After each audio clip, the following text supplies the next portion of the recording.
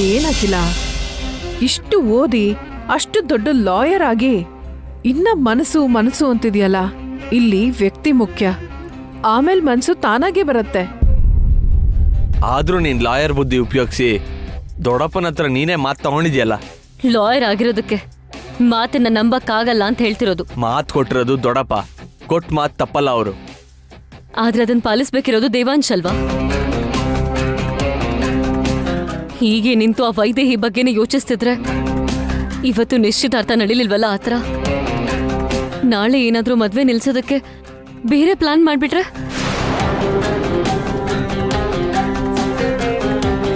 ಅದಕ್ಕೆ ಮಾತೆಗಿಂತ ಮನ್ಸು ಮುಖ್ಯ. ದೇವಾಂಶ್ ಮನ್ಸನ್ನ ನಾನೇನಾದ್ರೂ ಗೆದ್ಬಿಟ್ರೆ ಮಾವ ಮಾತು ಉಳಿಸ್ಕೊಳ್ಳಿಲ್ಲ ಅಂತ ಚಿಂತೆ ಮಾಡೋದ್ ಬೇಕಿಲ್ಲ.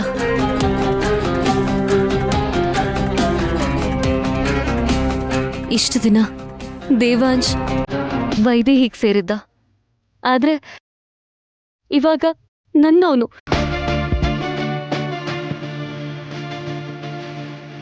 ದೇವಾಂಶ್ ಮನ್ಸಲ್ಲಿ ನನಗ್ ಮಾತ್ರ ಜಾಗ ಇರ್ಬೇಕು. ನಾನೇನಾದ್ರೂ ಅನ್ಕೊಂಡ್ರೆ ಅದಾಗೋವರೆಗೂ ನಾನು ಸುಮ್ಮನೆ ಇರೋದಿಲ್ಲ. ಇದೇ ಬೇಕಾಗಿದ್ದು. ನೀನ್ ಇದೇ ಹಠದ ಮೇಲಿರು. ದೇವಾಂಶ್ ನಿನಗೆ ಸ್ವಂತ ಆಗೋದು ಕಷ್ಟ ಏನಲ್ಲ. ಒಬ್ಬ ಒಂದು ದಿನದಲ್ಲೇ ದಾರಿಗೆ ಬರ್ತಾನೆ, ಇನ್ನೊಬ್ಬ ಒಂದು ವಾರದಲ್ಲಿ ದಾರಿಗೆ ಬರ್ತಾನೆ, ಮತ್ತೊಬ್ಬ ತಿಂಗಳಲ್ಲಿ ದಾರಿಗೆ ಬರ್ತಾನೆ. ಪ್ರಯತ್ನ ಮಾಡಿದ್ರೆ ದೇವಾಂಶ್ ಕೂಡ ದಾರಿಗೆ ಬಂದೇ ಬರ್ತಾನೆ. ಅದನ್ನ ಅರ್ಥ ಮಾಡ್ಕೋ ಆಗಿಲ್ಲ. ಬರಬೇಕು. ಇಲ್ಲ ಅಂತಂದ್ರೆ ಇಷ್ಟು ದಿನದ ನನ್ನ ಕಷ್ಟಕ್ಕೆ, ಚಿಕ್ಕ ವಯಸ್ಸಲ್ಲಿ ನನ್ನ ಕಂಡಂಥ ಕನಸಿಗೆ ಅರ್ಥನೇ ಇರಲ್ಲ.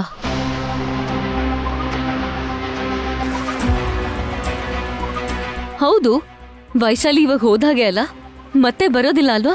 ಬರಲ್ಲ, ಅದಕ್ಕೆ ನಾನ್ ಗ್ಯಾರಂಟಿ. ಹೇಗಷ್ಟು ಕಾನ್ಫಿಡೆಂಟ್ ಆಗಿ ಹೇಳ್ತೀಯ?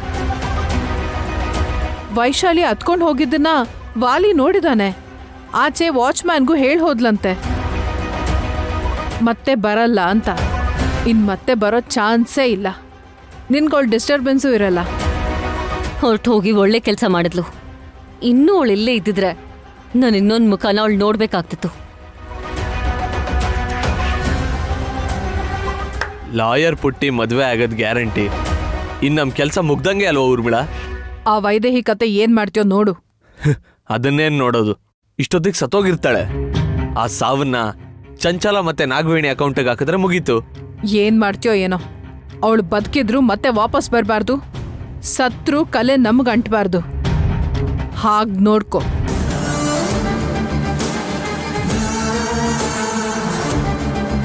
ಎಲ್ಲ ನೋಡ್ಕೊ ಅಂತಾಳೆ. ಅವಳನ್ನ ನೋಡಕ್ ಹೋದ್ರೆ ಅಧಿಕಾರ ಬರಲಿ ಅಂತ ಹೇಳ್ತಾಳೆ.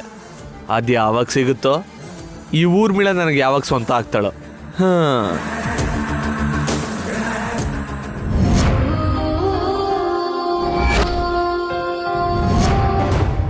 ಕಂದ ದೇವಾಂಶ್, ಎಲ್ಲಿ ಹೊರಟೆ? ಏನಿಲ್ಲಮ್ಮ, ಸುಮ್ಮನೆ ಹಾಗೆ ಆಚೆ ಹೋಗ್ತಾ ಇದ್ದೆ. ಕೈಗೆ ಪೆಟ್ಟಾಗಿದೆ ಅಲ್ವಾ, ಈಗ ಯಾಕಪ್ಪ ಹೊರಗೆ ಹೋಗ್ತೀಯಾ? ಏನ್ ಪರವಾಗಿಲ್ಲ ಎಂದು ಬ್ಯಾಂಡೇಜ್ ಕಟ್ಟಿದಾರಲ್ವಾ. ನಿಂತ್ಕೋ ದೇವಾಂಶ್. ಇಲ್ಲಿ ಅವಳ ಪ್ಲಾನ್ ವರ್ಕ್ ಆಗ್ಲಿಲ್ಲ ಅಂತ ಮನೆಯಿಂದ ಹೊರಟು ಹೋದ್ಲು. ಸ್ವಲ್ಪ ಹುಷಾರಾಗಿದ್ರೆ ಒಳ್ಳೇದು ಅನ್ಸುತ್ತೆ ದೇವಾಂಶ್. ಹೌದು ಕಂದ, ಮೊದಲೇ ನಮ್ಮ ಟೈಮ್ ಸರಿ ಇಲ್ಲ. ಆಪತ್ತು ಯಾವ ರೂಪದಲ್ಲಿ ಯಾವ ಕಡೆಯಿಂದ ಬರುತ್ತೆ ಗೊತ್ತಿಲ್ಲ. ಸ್ವಲ್ಪ ಹುಷಾರಾಗಿರೋದು ಒಳ್ಳೇದು ಕಂದ. ವೈಶಾಲಿಯಿಂದ ಏನಾದ್ರೂ ಆದ್ರೆ ಅವಳಿಂದ ನನಗ್ಯಾಕಮ್ಮ ಅಪಾಯ ಆಗತ್ತೆ?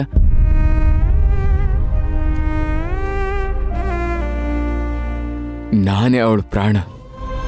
ಅಪಾಯ ಏನು ಅಂತ ಕೇಳ್ತಿಯಲ್ಲ ದೇವಾಂಶ್. ಇಲ್ಲಿವರೆಗೂ ಅವಳು ವೈದೇಹಿ ಅಲ್ಲ ಅಂತ ಅವಳಿಗೆ ಚೆನ್ನಾಗಿ ಗೊತ್ತು. ಆದ್ರೂ ಪ್ರತಿ ಸಾರಿ ನಾನೇ ವೈದೇಹಿ ಅಂತ ಎಲ್ಲರ ಹತ್ರನೂ ಹೇಳ್ಕೊಂಡ್ ಬಂದ್ಲು. ನಾವ್ ನಂಬೋದಿಲ್ಲ ಅಂತ ಎಷ್ಟೇ ಹೇಳಿದ್ರು ನಮ್ಮನ್ನ ನಂಬ್ಸೋದಕ್ಕೆ ತುಂಬಾ ಪ್ರಯತ್ನ ಪಟ್ಲು. ಕೊನೆಗೆ ಈ ಮನೆ ಸೊಸೆ ಅಖಿಲ ಅಂತ ಗೊತ್ತಾದ್ಮೇಲೆ ಅವಳಿಗೆ ಈ ಮನೆಯಲ್ಲಿ ನಿನ್ ಮನ್ಸಲ್ಲಿ ಜಾಗ ಇಲ್ಲ ಅಂತ ಗೊತ್ತಾಗಿ ಇನ್ನು ಪ್ರಯೋಜನ ಇಲ್ಲ ಅನ್ಕೊಂಡು ಹೊರಟೋದ್ಲು. ಅಷ್ಟೇ ಆಗಿರತ್ತೆ ಅನ್ಸುತ್ತೆ ದೇವ. ಇಲ್ಲ ಅಂತಂದ್ರೆ ಅಷ್ಟು ಈಸಿಯಾಗಿ ಅವಳಲ್ಲಿಂದ ಹೋಗ್ತಿದ್ಲಾ? ಮಾವನೇ ಮಾತು ಕೊಟ್ಮೇಲೆ ಅವಳಿಗೆ ದಾರಿ ಇಲ್ಲ ಅನ್ಕೊಂಡು ಅವಳನ್ನ ಇಲ್ಲಿ ಕಳಿಸ್ದೋರು ಇಲ್ಲಿದ್ದೇನ್ ಪ್ರಯೋಜನ ಇಲ್ಲ ಅಂತ ವಾಪಸ್ ಕರ್ಸ್ಕೊಂಡಿರ್ತಾರೆ. ಹೌದು ಕಣು ದೇವಾಂಶ್, ನಾಗವೇಣಿ ಸೊಸೆ ಅಲ್ವಾ ಈ ವೈಶಾಲಿ? ನಾಗವೇಣಿನೇ ಕಳಿಸಿರ್ಬೇಕು. ಕೋರ್ಟಲ್ಲಿ ಇವರಿಬ್ರು ಕಿತ್ತಾಡಿದ್ರು ಇಬ್ರು ಸೇರ್ಕೊಂಡೇ ಮಾಡಿದಾರೆ ಅನ್ಸುತ್ತೆ. ಇಷ್ಟು ದಿನ ಈ ಮಾತುಗಳನ್ನೆಲ್ಲ ಕೇಳಿಸ್ಕೊಂಡು ನನ್ನ ಮನ್ಸಿನ ಮಾತಿಗೆ ಕಿವಿ ಕೊಡದೆ ನನ್ನ ವೈದೇಹಿನ ಗುರ್ಸೋಕಾಗ್ಲೇ ಇಲ್ಲ ನನಗೆ. ನಿಜ ಕಂದ, ವೈಶಾಲಿ ಬದುಕುಳ್ದಿದ್ದಾಳೆ. ಶಾಂತ ಎಲ್ಲಿ ಕೇಳ್ತಾಳೋ ಅನ್ನೋ ಭಯನ ಬಿಟ್ರೆ ಅವಳು ಹೋಗಿದ್ರಿಂದ ಎಲ್ಲ ಸಮಸ್ಯೆ ತೀರ್ದ ಹಾಗೇನೆ.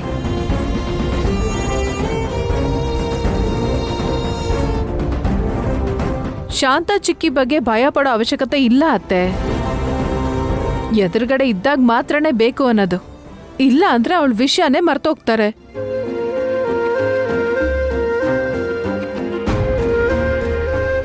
ಆದ್ರೂ ಅವ್ರ ಗುಣ ಆಗೋದಕ್ಕೋಸ್ಕರ ವೈದ್ಯರು ಔಷಧಿ ಕೊಟ್ಟು ಹೋಗಿದಾರಲ್ವಾ? ಇನ್ನು ಅವಳ ಅವಶ್ಯಕತೆ ಇಲ್ಲ. ಈ ಮನೇಲಿರೋ ಹಕ್ಕು ಅವಳಿಗಿಲ್ಲ. ಅದಕ್ಕೆ ಈ ಮನೆಗೂ ಅವಳಿಗೂ ಸಂಬಂಧ ಇಲ್ಲ ಅನ್ಕೊಂಡು ಹೋಗಿದ್ದಾಳೆ. ಸುಮ್ಮನೆ ಇರ್ತೀಯಾ?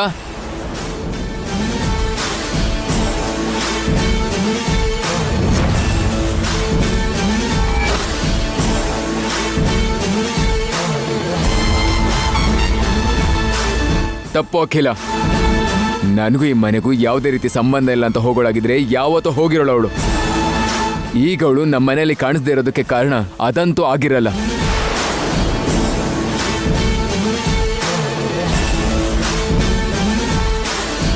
ಏನೋ ಆಗಿದೆ ಅಮ್ಮ, ಏನೋ ಆಗಿದೆ. ದೇವಾಂಶ್,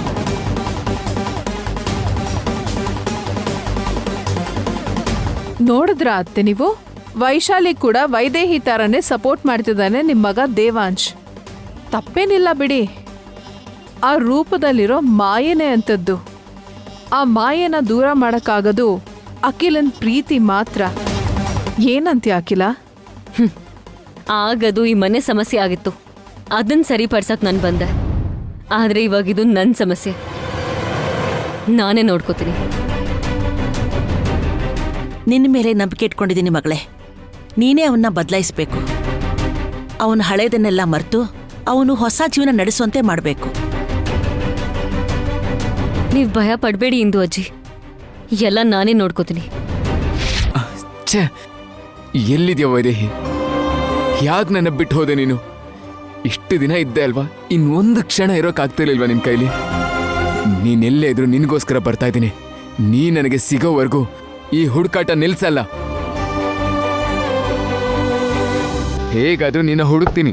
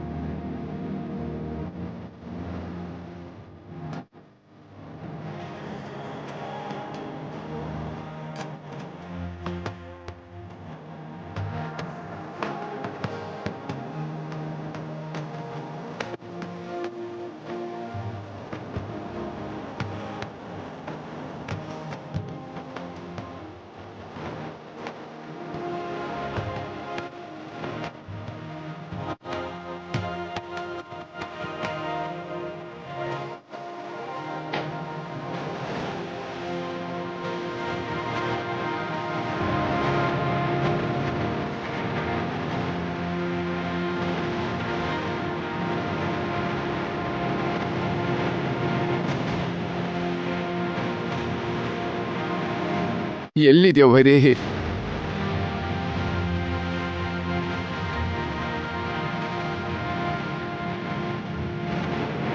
ನನ್ನ ಮನಸ್ಸಿಗೆ ನೆಮ್ಮದಿನೇ ಇಲ್ಲ ದಶರಥ. ನಿಶ್ಚಿತಾರ್ಥ ದಿವಸನೇ ದೇವಾಂಶ್ ಕೈಗೆ ಪೆಟ್ಟಾಕಾಗ್ಬೇಕಾಗಿತ್ತು. ಅದು ಅಲ್ಲದೆ ವೈದೇಹಿ ಅಕ್ಷರ ಇರೋ ಉಂಗ್ರ ಹೇಗ್ ಬಂತು? ಇಂದು ಅಜ್ಜಿ ಅದೇನೋ ಅನ್ಕೊಳ್ದೆ ನಡೆದು ಹೋಯ್ತು. ಅದನ್ನೇ ಹಿಡ್ಕೊಂಡು ವೈದೇಹಿ ಬಗ್ಗೆ ಯೋಚನೆ ಮಾಡಬೇಡಿ. ಈಗಲೇ ದೇವಾಂಶ್ಗೆ ವೈದೇಹಿನ ಮರೆಯಕ್ಕಾಗ್ತಾ ಇಲ್ಲ. ನಾವು ಈ ಡಿಸ್ಕಷನ್ ಮಾಡ್ಕೊಂಡು ಕೂತಿದ್ರೆ ಇನ್ನೂ ಜಾಸ್ತಿ ಯೋಚನೆ ಮಾಡ್ತಾನೆ. ಮಾವ ಕೊಟ್ಟಿರೋಂಥ ಮಾತನ್ನು ಮರೆತು ಅಖಿಲನ್ನ ಮದ್ವೆ ಮಾಡ್ಕೊಳಲ್ಲ ಅಂತಾನೆ. ಅವನವ್ರ ಅಪ್ಪನ ಮಾತನ್ನ ಮೀರೋದಿಲ್ಲ ಊರ್ಮಿಳಾ. ನಾವ್ ಯೋಚಿಸ್ಬೇಕಾಗಿರೋದು ಅವನ್ ದುಃಖದ ಬಗ್ಗೆ. ವೈದೇಹಿನ ಮರೆಯೋವರೆಗೂ ಈ ನೋವು ಅವನಿಂದ ದೂರ ಆಗಲ್ಲ ಅತ್ತೆ. ಅವನಂತೂ ವೈದೇಹಿನ ಮರಿಲೇಬೇಕು. ಅಮ್ಮೋರೆ, ದೇವಾಂಶಣ್ಣ ಅವ್ರ ರೂಮಲ್ಲಿ ಇಟ್ಕೊಂಡಿರೋ ವಸ್ತುಗಳನ್ನೆಲ್ಲ ತಗೊಂಡೋಗ್ತಿದಾರಲ್ಲ, ಈ ವಿಷಯ ಅವ್ರಿಗೆ ಗೊತ್ತಾ? ಬೇಕಾಗಿಲ್ಲ ರಂಗ. ಅವನ ಜೀವನದಲ್ಲಿ ಏನಿರ್ಬೇಕು ಏನಿರ್ಬಾರ್ದು ಅನ್ನೋದು ನನಗ್ ಗೊತ್ತು. ನೀನ್ ಸುಮ್ನಿರು. ಏನಾಯ್ತಮ್ಮ? ದೇವಾಂಶ್ ಸಂತೋಷವಾಗಿರ್ಬೇಕು, ಅವ್ನ್ ಖುಷಿಯಾಗಿರ್ಬೇಕು ಅಂತ ಬಯಸ್ತಿದ್ದೀರೇ ಹೊರತು ಏನ್ ಮಾಡಿದ್ರೆ ಸಂತೋಷವಾಗಿರ್ತಾನೋ ಅದನ್ನ ನೀವ್ ಮಾಡ್ತಿಲ್ಲ. ಅದಕ್ಕೆ ಆ ಕೆಲ್ಸ ನಾನ್ ಮಾಡ್ತಿದ್ದೀನಿ. ಏನ್ ಮಾಡ್ತಿದ್ಯಮ್ಮ? ಏನದು? ನಮ್ ಮನ್ಸು ನೆಮ್ಮದಿಯಾಗಿರ್ಬೇಕು ಅಂತಂದ್ರೆ ನಮ್ ನೆಮ್ಮದಿನ ಹಾಳು ಮಾಡುವಂಥದ್ರಿಂದ ನಾವು ದೂರ ಇರ್ಬೇಕು. ನಾನ್ ಮಾಡ್ತಿರೋದು ಅದೇ.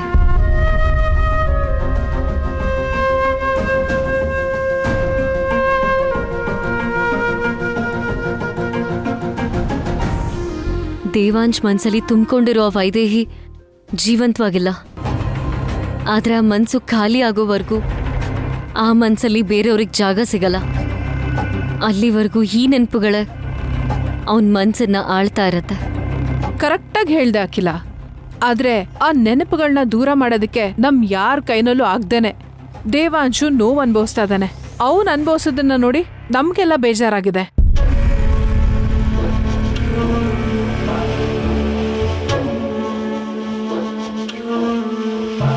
ಆದ್ರೆ ನಾನ್ ದುಃಖ ಪಡ್ತಾ ಕೂತ್ಕೊಳ್ಳಲ್ಲ.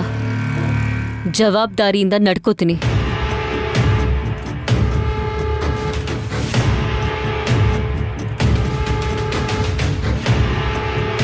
ಯಾಕೆ ಅಂದ್ರೆ ಇದ್ ನನ್ನ ಜೀವನದ ಪ್ರಶ್ನೆ. ಅದಕ್ಕೆ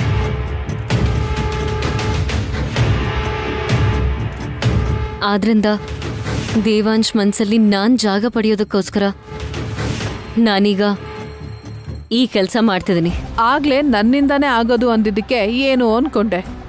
ಕರೆಕ್ಟ್, ನಿನ್ನಿಂದನೇ ಸಾಧ್ಯ. ಎಸ್ತ್ ಬಿಡು. ವೈದೇಹಿನ ನೆನಪು ಮಾಡೋಂಥ ವಸ್ತು ಯಾವುದು ಮನೇಲಿರ್ಬಾರ್ದು. ಎಲ್ಲ ಆಚೆ ಬಿಸಾಕು. ಆಗ್ಲೇ ದೇವಾಂಶ್ ಆಗಿರ್ತಾನೆ. ರಂಗ, ಇದನ್ನ ತಗೊಂಡೋಗಿ ಆಚೆ ಹಾಕು. ಮತ್ತೆ ದೇವಾಂಶ್ ಕಣ್ಣಿಗೆ ಬೀಳ್ಬಾರ್ದು. ಅದು ಹಾಗಲ್ಲ ಅಮ್ಮ. ರಂಗ, ಇದಿಲ್ಲ ಅಂತಂದ್ರೆ ದೇವಾಂಶಿಗೆ ಬೇಜಾರಾಗತ್ತೆ ಅಂತ ನನಗೂ ಗೊತ್ತು. ಆದ್ರೆ ಇದರಿಂದ ಅವನ ದುಃಖ ಅವನಿಂದ ದೂರ ಆಗಲ್ಲ. ಅದೇ ಇದಿಲ್ಲ ಅಂತಂದ್ರೆ ಇದನ್ನ ದೂರ ಮಾಡ್ದೆ ಅನ್ನೋ ಸಿಟ್ಟು ಸ್ವಲ್ಪ ದಿನಕ್ಕೆ ಹೋಗಿ ಅದರ ಜೊತೆನೆ ಈ ಎಲ್ಲ ನೆನಪುಗಳು ದೂರ ಆಗೋಗುತ್ತೆ. ತಗೊಂಡು ಹೋಗು.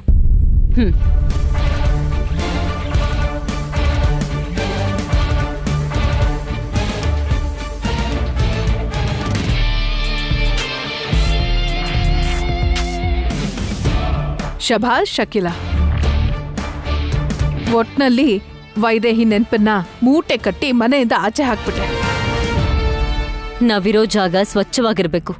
ಅದು ಮನೆ ಆದ್ರೂ ಅಷ್ಟೇ, ಮನ್ಸಾದ್ರೂ ಅಷ್ಟೇ. ಸ್ವಚ್ಛವಾಗಿರ್ಬೇಕಷ್ಟೆ.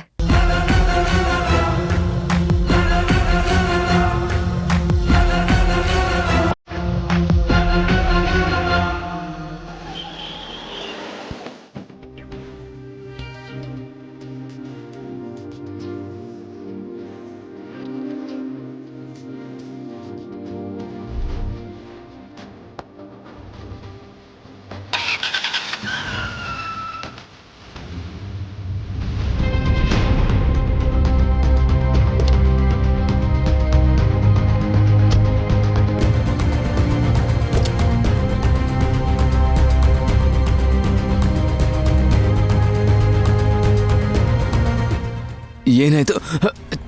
ಛೇ,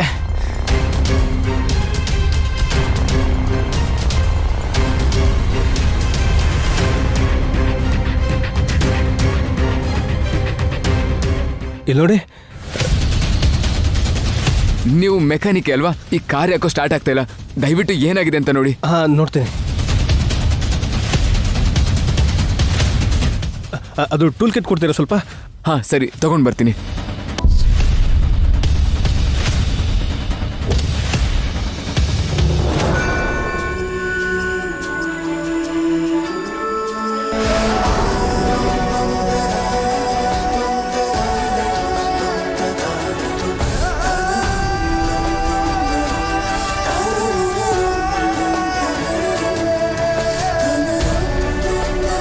ವೈದೇಹಿ,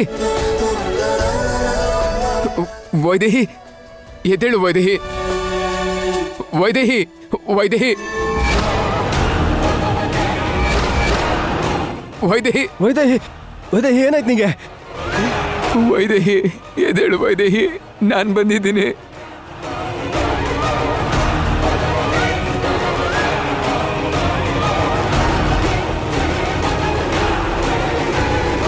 ಏನಾಗಲ್ಲ, ನೀವು ಭಯ ಪಡಬೇಡಿ. ವೈದೇಹಿ, ವೈದೇಹಿ ಎದ್ದೇಳು, ವೈದೇಹಿ.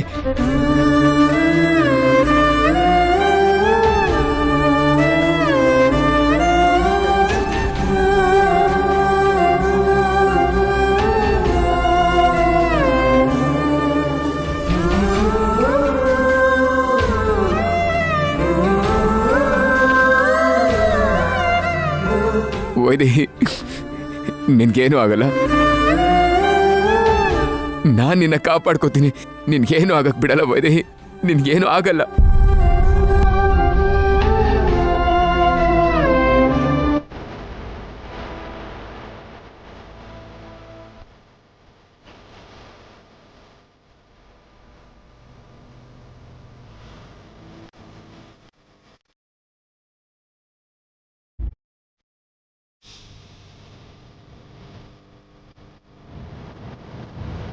ಒಂದು ಸಲ ಕಣ್ಬಿಡು ವೈದೇಹಿ.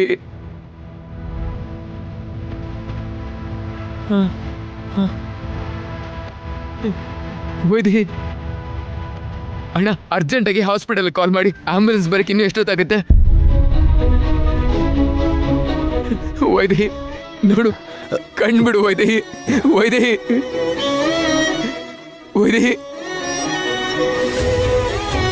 ಆಂಬುಲೆನ್ಸ್ಗೆ ಫೋನ್ ಮಾಡಿ. ಹಾಂ, ಓಕೆ. ವೈದೇಹಿ, ನನ್ನ ನೋಡು. Hello ambulance, hello. ಎಷ್ಟೊತ್ತಾಗುತ್ತೆ? ಪೊಸಿಷನ್ ತುಂಬ ಕ್ರಿಟಿಕಲ್ ಆಗಿದೆ, ದಯವಿಟ್ಟು ಬೇಗ ಬನ್ನಿ ನೀವು. ಅಪ್ಪ, ಇನ್ನೂ ಅರ್ಧ ಗಂಟೆನಾ? ಪ್ಲೀಸ್ ಸರ್, ಸ್ವಲ್ಪ ಬೇಗ ಬನ್ನಿ ಸರ್. ಇನ್ನೂ ಅರ್ಧ ಗಂಟೆ ಆಗುತ್ತಂತೆ. ಏನು ಮಾಡೋದೀಗ?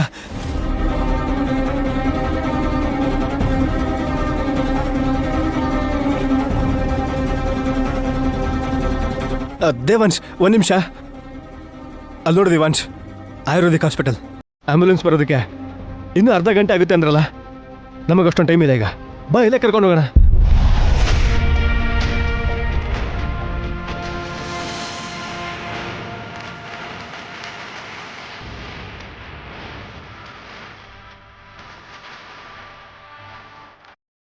ದೇವಾಂಶ್ ಇನ್ನೂ ಬಂದಿಲ್ವಲ್ಲ? ಅಂದ್ರೆ ಆ ವೈಶಾಲಿನ ಹುಡುಕೊಂಡು ಹೋಗಿರ್ತಾನ? ವೈದೇಹಿ ಅಲ್ಲ ವೈಶಾಲಿ ಅಂತ ಬೈತಾನೆ. ಹೀಗಿರ್ಬೇಕಾದ್ರೆ ಯಾಕೆ ಅವಳನ್ನ ಹುಡ್ಕೊಂಡು ಹೋಗ್ಬೇಕು? ಅವಳ ರೂಪಕ್ಕೆ ಮನಸ್ಸು ಸೋಲ್ತಾ ಇದೆಯಾ? ಇಲ್ಲ ಅವಳನ್ನೇ ವೈದೇಹಿನ ನೋಡ್ತಿದ್ದಾನ? ಅಥವಾ ಅವಳನ್ನೇ ವೈದೇಹಿ ಅನ್ಕೊಂಡ್ಬಿಟ್ನಾ? ಏನ್ ಮಾಡೋದೀಗ?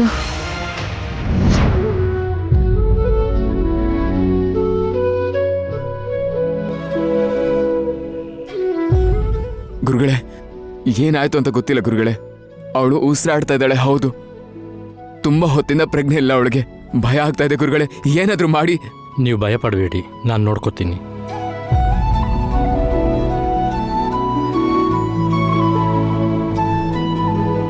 ಏನಾಗಿದೆ ಗುರುಗಳೇ? ಯಾರೋ ಇವ್ರಿಗೆ ಮತ್ತೆ ಬರೋ ಹಾಗೆ ಮಾಡಿದ್ದಾರೆ. ಮತ್ತ? ಹೌದು, ಯಾರೋ ಇವ್ರಿಗೆ ಮತ್ತೆ ಬರೆಸಿದ್ದಾರೆ. ಅಷ್ಟೇ ಅಲ್ಲದೆ ಗಾಳಿ ಇಲ್ದಿರೋ ಜಾಗದಲ್ಲಿ ಕೂಡಾಕಿದ್ದಾರೆ. ಅದಕ್ಕೆ ಉಸಿರಾಟಕ್ಕೆ ಇವ್ರಿಗೆ ಕಷ್ಟ ಆಗಿದೆ. ನಿಜ ಗುರುಗಳೇ, ಕಾರು ಡಿಕ್ಕಿಲಿ ಹಾಕ್ಬಿಟ್ಟಿದ್ರು. ಹೌದಾ? ಕರ್ಕೊಂಬರೋದು ಸ್ವಲ್ಪ ತಡ ಆಗಿದ್ರೂ ಇವರ ಪ್ರಾಣಕ್ಕೆ ತೊಂದರೆ ಆಗ್ತಿತ್ತು. ಗುರುಗಳೇ? ಹೌದು, ಹೆಚ್ಚು ಕಡಿಮೆ 5 ಗಂಟೆಗಳ ಕಾಲ ಇವರು ಈ ಸ್ಥಿತಿಯಲ್ಲೇ ಇದ್ದಾರೆ. ಇಷ್ಟೊತ್ತು ಇವರು ಇಂಥ ಸ್ಥಿತಿಯಲ್ಲಿದ್ದರೂ ಕೂಡ ಇನ್ನೂ ಉಸಿರಾಡ್ತಿದ್ದಾರೆ ಅಂದರೆ ಆಶ್ಚರ್ಯವೇ.